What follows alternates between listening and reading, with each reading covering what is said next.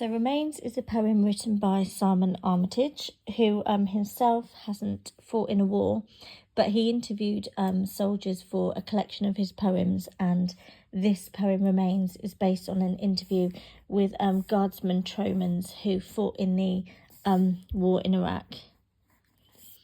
So the poem talks about somebody who shot a looter in the war, and when he came home he couldn't stop thinking about it, and there are kind of clues here that the soldier suffered with PTSD. So if we look at the title Remains, it refers to, I guess, the remains as in kind of the remains of a body, a dead body. Also the remains of his blood shadow that stays on the street, serving as a reminder to what's happened, but also the remains symbolising his kind of guilty conscience when he got home. So the fact that he couldn't stop remembering what had happened.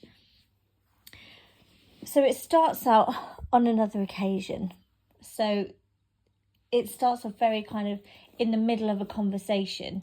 So as if the speaker had already been talking about things that had happened before, and this is just another anecdote on another occasion. So it's very conversational, conversational tone. And this is also by the kind of colloquial language that he uses. So we've got legs up the road, rips through his life, tosses his guts. So it's very colloquial, very conversational, not very formal at all. So in here, Simon Armitage is really trying to get through this soldier's voice. He's trying to, he wants us to hear the authentic voice of this soldier. And I guess one reason for that could be that the soldier at the time didn't feel like he had a voice when he came home and was suffering from this post-traumatic stress disorder. So we got sent out to tackle looters raiding a bank. One of them legs it up the road, probably armed, possibly not. Now this is a really important quote because it's repeated later on. Where are we? Probably armed, possibly not. So they're not sure whether this looter is armed. Probably is, but, he might not actually be. Then we get to the second stanza. Myself and somebody else, all of the same mind. 3 of us open fire. 3 of a kind. We have this repeated idea that he is not doing this alone, that he is one of a group of people, this kind of collective responsibility, that it wasn't just him, all of them did this together. They all had the same idea and they all shot him. So it's very much a kind of group effort almost. And then we get this kind of gruesome imagery here, and it says, I see every round as it rips through his life. I see broad daylight on the other side. So as if they've shot at this looter so many times that they can see through his body. His body is full of so many holes from being shot at. So that's quite gruesome. And then that continues. He's there on the ground, sort of inside out, the image of agony. And then one of my mates, again, very colloquial, goes by and tosses his guts back into his body. So there's no kind of dignity here for this looter. There's no really care for him, the way that they've treated him. And he just talks about it as if it's, just an everyday occurrence. This happened, tosses his guts out, and you can kind of imagine him speaking that way, and then he's carted off in the back of the lorry. End of story. So this is his, as we say, really conversational anecdote, except not really. So this is where we have the Volta in the poem. This is where we have a real change of tone here.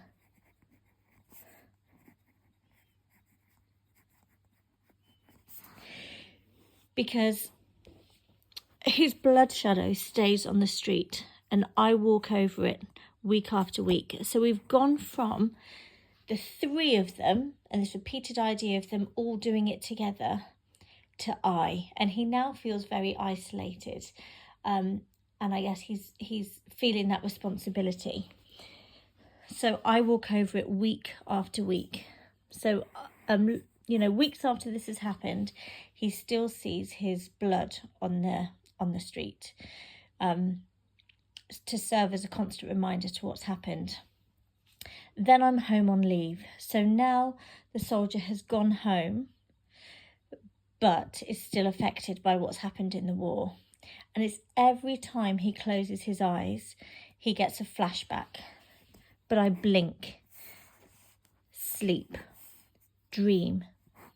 So whenever he closes his eyes, whether he's awake and is blinking or even at night time, he can't stop thinking about it.